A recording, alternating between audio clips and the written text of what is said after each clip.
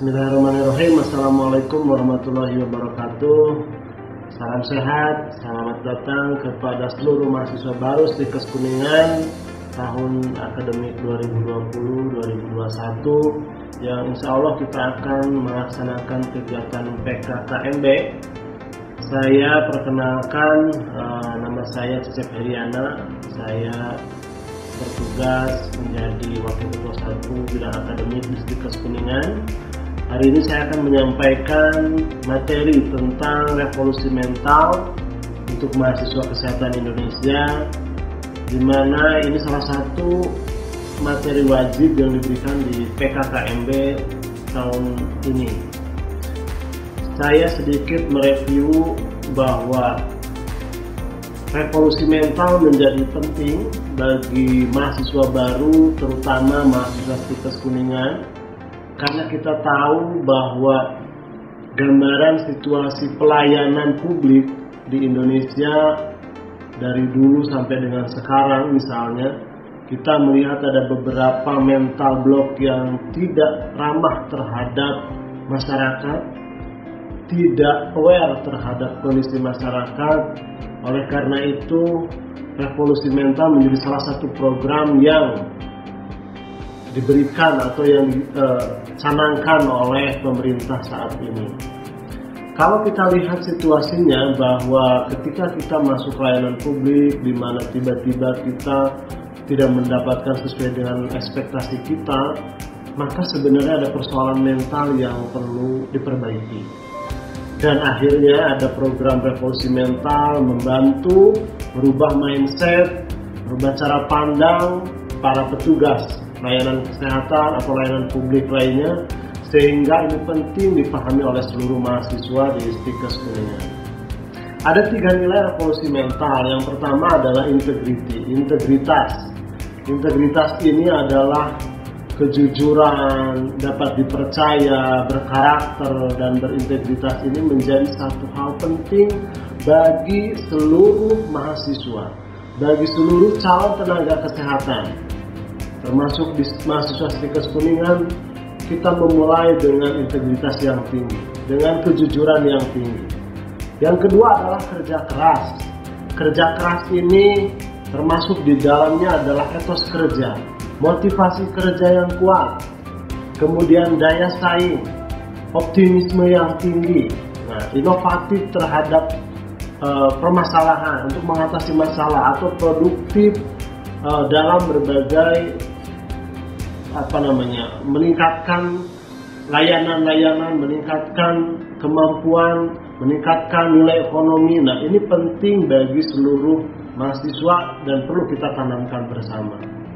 Yang ketiga adalah gotong royong. Gotong royong inilah nilai dasar yang dimiliki oleh bangsa ini, sehingga kerjasama, solidaritas, komunal, kemudian berorientasi pada kemaslahatan itu menjadi penting dan tidak bisa kita tinggalkan. Ini adalah penciri dari bangsa Indonesia. Nah, oleh karena itu 3 nilai revolusi mental ini kemudian itu diperlukan pada saat situasi sekarang ini untuk merubah paradigma, untuk merubah tatanan, untuk meningkatkan daya saing dan sebagainya.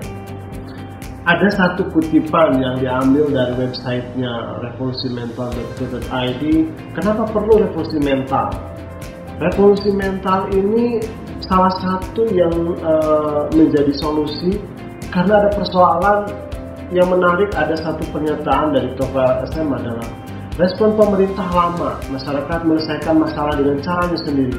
Itu nyata dan terbukti, sehingga kita perlu bersama-sama bergotong royong merubah situasi seperti ini, merubah keadaan seperti ini. Kalau bukan kita, bukan bangsa kita, mau siapa lagi? Nah, anak-anak muda seperti para mahasiswa ini perlu kita tanamkan bahwa mulai sekarang kalau kita mau maju, kita harus berubah. Kita harus mampu menunjukkan integritas, mampu menunjukkan kerja keras, mampu bergotong royong bekerja sama. Sebenarnya ketika kita sandingkan dengan konsep soft skill, ini akan sama sekali artinya akan betul-betul sesuai, ya. Jadi di mana soft skill kejujuran, kerjasama, bekerja dalam tim, kemudian membangun jejaring, itu sama dengan nilai-nilai revolusi mental yang dibangun. Siapa penggerak dari revolusi mental? Kita sebagai mahasiswa atau akademisi termasuk penggerak. Kita sebagai tokoh agama termasuk penggerak. Kita sebagai budayawan, kita sebagai organisasi pemerintahan, pegawai pemerintahan, pemberi layanan, pengusaha, dan lain sebagainya. Semua bergerak menuju perubahan, menuju mental yang baik. Semua harus bertanggung jawab terhadap apa yang kita lakukan, terhadap apa yang sedang kita tingkatkan. Nah, dalam hal ini penggerak ini adalah semua stakeholder. Nanti di slide berikutnya saya akan sampaikan contoh-contoh inspiratif yang membuat perubahan. Semoga menjadi mahasiswa pun mendapatkan inspirasi dari itu. Perlu saya sampaikan ada 8 prinsip dasar revolusi mental. Yang pertama adalah revolusi mental adalah gerakan sosial untuk bersama-sama menuju Indonesia yang lebih baik. Ini adalah gerakan. Yang namanya gerakan pasti akan menggunakan seluruh sumber daya yang ada bersama-sama. Oleh karena itu, saya mengajak kepada semua mahasiswa, sebagai generasi muda, kita memiliki tantangan ke depan untuk bisa menyelesaikan persoalan bangsa. Yang kedua, harus didukung oleh tekad political will pemerintah. Saya melihat kita semua didukung oleh pemerintah untuk mengembangkan kreativitas sendiri, menghasilkan inovasi dari berbagai persoalan, untuk menghasilkan berbagai solusi, dan lain sebagainya. Harus bersifat lintas sektoral, termasuk kita sebagai akademisi. Kampus Tikes Kuningan turut membantu memecahkan persoalan di masyarakat melalui tugasnya adalah melalui pembelajaran, penelitian, dan pengabdian masyarakat. Oleh karena itu, kita bersama-sama dengan pemerintah juga untuk membantu mengatasi berbagai persoalan kesehatan masyarakat. Yang keempat adalah kolaborasi masyarakat, sektor privat, swasta, begitu ya, akademisi dan pemerintah. Kata kunci kolaborasi dalam era sekarang adalah harus kita lakukan. Network, membangun jejaring, kerjasama tim harus kita lakukan. Nah, ini salah satu prinsip nomor 4 dari revolusi mental, kolaborasi. Yang kelima, dilakukan dengan program gempuran nilai, VTEC, untuk senantiasa mengingatkan masyarakat terhadap nilai-nilai strategis di dalam setiap ruang publik. Artinya nilai-nilai kemanusiaan, artinya nilai-nilai toleransi, dan nilai-nilai lain itu harus menjadi satu prinsip dasar dalam sebuah layanan, dalam sebuah tatanan, dalam sebuah ruang publik. Tidak boleh kita menjadi acuh, tidak boleh kita menjadi individual misalnya. Nah, itu yang tidak kita harapkan. Oleh karena itu, 8 prinsip dasar ini menjadi penting untuk kita terapkan bersama-sama. Termasuk Anda para calon tenaga kesehatan, bidan, perawat, tenaga kesehatan masyarakat akan menjadi pekerja sosial, akan melayani masyarakat. Selanjutnya adalah desain program harus mudah dilaksanakan atau user friendly, menyenangkan atau populer bagi seluruh segmen masyarakat. Kalian adalah generasi milenial, generasi yang nanti akan memegang masa depan, maka cara pandang, maka cara analisisnya akan berbeda dengan generasi-generasi sebelumnya. Oleh karena itu, membuat program harus user friendly tadi, mudah diterima oleh semua kalangan. Nah, itu. Kemudian nomor 7 adalah nilai-nilai yang dikembangkan terutama ditujukan untuk mengatur moralitas publik, sosial, bukan moralitas privat atau individual. Jadi artinya kita lebih pada bagaimana nilai-nilai sosial itu didahulukan dibandingkan nilai-nilai individual. Ini adalah turunan dari berbagai sila, berbagai tatanan yang sudah kita miliki. Yang ke-8 adalah dapat diukur dampaknya dan dirasakan manfaatnya oleh warga masyarakat. Ketika kita menanyakan, apakah Anda puas terhadap apa yang kita berikan, apa yang kita lakukan, apa yang kita sampaikan, itulah bentuk feedback, bentuk timbal balik dari masyarakat. Nah, inilah yang harus sama-sama disadari bahwa ketika kita melakukan karya, apakah karya kita dapat memuaskan penonton, bisa memuaskan masyarakat atau yang menerima layanan. Termasuk di sektor kesehatan. Bagaimana nanti ke depan mahasiswa ini akan menjadi tenaga keperawatan, harus memberikan banyak manfaat. Jangan sampai memberikan manfaat yang negatif atau memberikan hasil yang negatif. Termasuk tenaga bidan dan tenaga kesehatan masyarakat yang nanti akan sama-sama melayani. Selanjutnya ada gerakan Indonesia Melayani, salah satu bentuk dari gerakan nasional revolusi mental. Yang kedua adalah gerakan Indonesia Bersih, kemudian gerakan Indonesia Tertib, gerakan Indonesia Mandiri, dan gerakan Indonesia Bersatu. Nah, saya akan contohkan apa sih gerakan Indonesia Melayani. Ada sebuah inspirasi dari dokter cantik yang mengabdikan diri untuk masyarakat terpencil. Namanya Dewi Lestari Pramesti Aryotejo. Dia adalah founder We Care ID.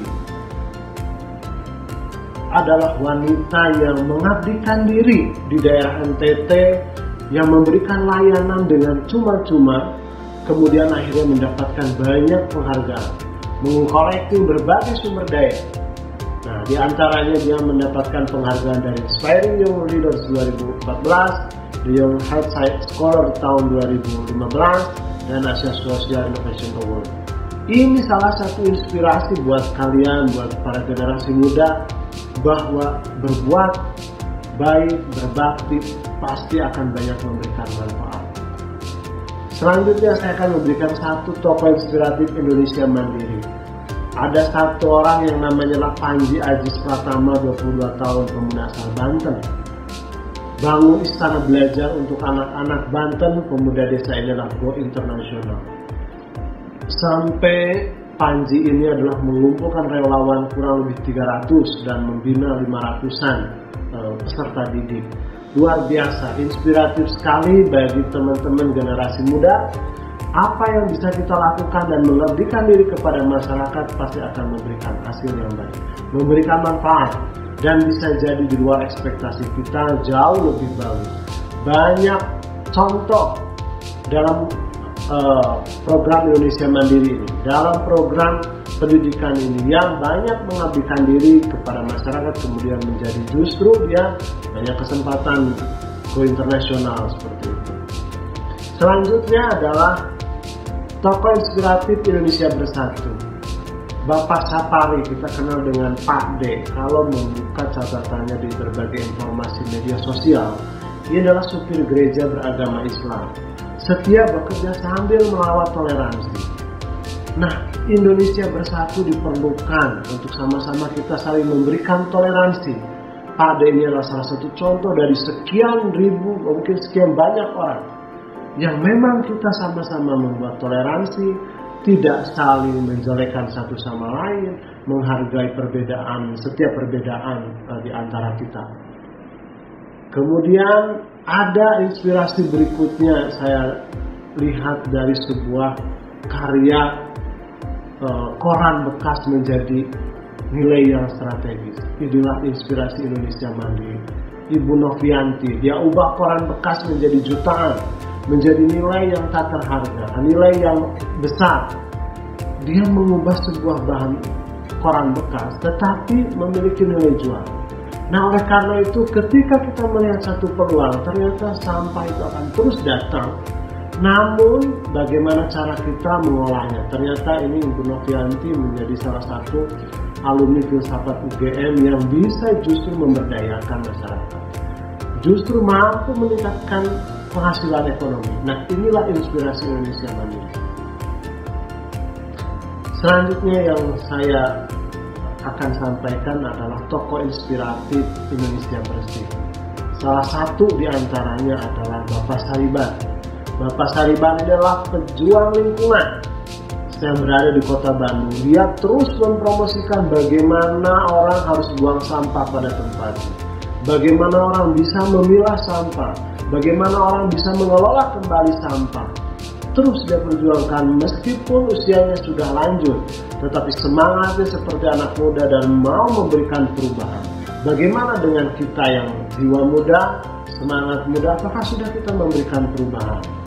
Inilah pertanyaan yang menarik yang bagi kita. Selanjutnya yang akan saya sampaikan, dalam situasi pandemi seperti ini ternyata banyak sekali inspirasi-inspirasi yang bisa kita dapatkan, yang bisa kita contoh. Akan saya satu kutip untuk program Indonesia Bersih. Maaf, Indonesia Tertib. Nah, Indonesia Tertib ini ada, saya ambil satu contoh, adalah jadi contoh hidup tertib sukses sembuh dari COVID-19. Walau bagaimana disiplin diri dan menjalani gaya hidup yang bersih, lagi sehat tetapi tetap jadi jurus ampuh dalam melawan wabah COVID-19. Namanya Eyang Kamtin. Bayangkan yang namanya usianya udah disebut Eyang, berarti usianya sudah lanjut usia. Namun dia sudah membuktikan bahwa dengan hidup tertib, disiplin, taat pada aturan, patuh terhadap pengobatan, patuh terhadap protokol kesehatan, menghasilkan dan membuktikan bahwa bisa sukses sembuh dari COVID-19. Ini adalah salah satu cerita saja. Mungkin banyak cerita-cerita yang lain. Apa maknanya dari ini? Bahwa generasi muda akan jauh lebih bisa patuh, akan jauh lebih bisa disiplin sesuai dengan kapasitasnya, sesuai dengan kemampuannya. Oleh karena itu saya mengajak kepada kalian, ketika kelak nanti masuk di kampus, maka kita harus berdisiplin, harus tertib, harus sesuai dengan ketentuan yang sudah kita bangun. Cara inilah yang bisa kita lakukan untuk kita bisa meningkatkan daya saing. Kita sudah tahu sama-sama bahwa masyarakat Jepang misalnya bisa dicontoh bahwa mereka disiplin sehingga mereka maju. Mereka berpikiran kalau perencanaan yang tidak matang, tidak jelas, maka sama saja merencanakan ketidakjelasan, merencanakan ketidakmatangan. Oleh karena itu disiplin kuncinya dan tertib dalam berbagai aspek kehidupan. Selanjutnya saya ingin menyampaikan, kita sudah pernah mendengar ada Dr. Gamal Albin Said. Salah satu dokter di Malang ini, dia membuat program klinik asuransi sampah. Dokter inspiratif asal Malang ini kembangkan klinik asuransi sampah, di mana orang-orang yang tidak mampu kemudian akan mendapatkan layanan hanya cukup dengan membawa sampah. Luar biasa sekali. Kita bisa mencontoh berbagai aktivitas yang orang lain dan melakukan, dan kita akan mampu melakukan itu. Nah, inilah salah satu inspiratif dalam bidang kesehatan diantaranya terkait dengan program lingkungan. Saya ingin juga menyampaikan ada satu inspirasi berikutnya adalah sang pemulung, Bedawi sang pemulung dengan kemampuan finansial yang tak terbatas. Dia olah berbagai rongsok, dia olah berbagai bahan bekas, begitu ya. Kemudian untuk jadi mesin, kemudian untuk menghasilkan sebuah biji plastik. Biji plastikannya kemudian olahannya diekspor. Dan ini sudah berjalan sejak tahun 2003. Bayangkan, dia mendapat banyak pundi-pundi, mendapatkan banyak dana, mendapatkan banyak income dari situ. Nah, karena dia berpikir bahwa sampah akan terus ada selama populasi penduduk itu ada, selama pertambahan penduduk itu terus terjadi. Nah, oleh karena itu, ini adalah sebuah peluang. Saya mencontohkan hanya sebagian. Ya, untuk apa sih? Untuk membuktikan bahwa revolusi mental itu diperlukan pada saat ini. Bisa jadi orang yang tadinya dia tidak memiliki satu peluang, tetapi dengan merubah mindset maka dia akan mendapatkan banyak peluang. Jadi itulah gambaran berbagai contoh bahwa revolusi mental diperlukan. Sebagai seorang mahasiswa, saya berharap Mahasiswa Kuningan, nilai-nilai yang kita bangun adalah, yang pertama adalah nilai kejujuran, nilai religiusitas, nilai inovatif, nilai toleransi, dan nilai keberagaman serta kekeluargaan. Inilah yang menjadi modal kita untuk mewujudkan visi dan misi Kuningan. Mahasiswa baru Stikes Kuningan harus menjadi mahasiswa yang inovatif, mahasiswa yang memiliki daya saing, mahasiswa yang mampu beradaptasi terhadap perubahan. Perlu saya sampaikan bahwa dengan cara itulah kita nanti akan menggenggam masa depan, akan bisa membawa masa depan jauh lebih baik. Karena hari ini adalah perubahan yang cepat. Hari ini adalah informasi yang cepat. Hari ini kita dapat informasi terbaru dari berbagai belahan di dunia. Apa yang bisa kita lakukan? Yang bisa kita lakukan diantaranya adalah harus beradaptasi terhadap situasi, beradaptasi terhadap perubahan. Oleh karena itu, dengan gerakan revolusi mental yang tadi sudah saya sampaikan, ini menjadi modal mahasiswa Stikes Kuningan untuk bisa menjalankan kegiatan sehari-hari sebagai mahasiswa di Stikes Kuningan pun sebagai masyarakat pada umumnya. Oleh karena itu, saya mengajak kepada seluruhnya akan menjadi manusia yang baru, menjadi mahasiswa, akan memiliki semangat baru sebagai mahasiswa, nanti akan menghadapi satu tantangan baru, mahasiswa dengan segala dinamika dan perubahan sosial. Oleh karena itu, saya mengajak semangat kepada mahasiswa, saya memotivasi mahasiswa Stikes Kuningan sebagai mahasiswa baru dan tentu dapat bisa memberikan satu kontribusi terhadap individu maupun terhadap kampus.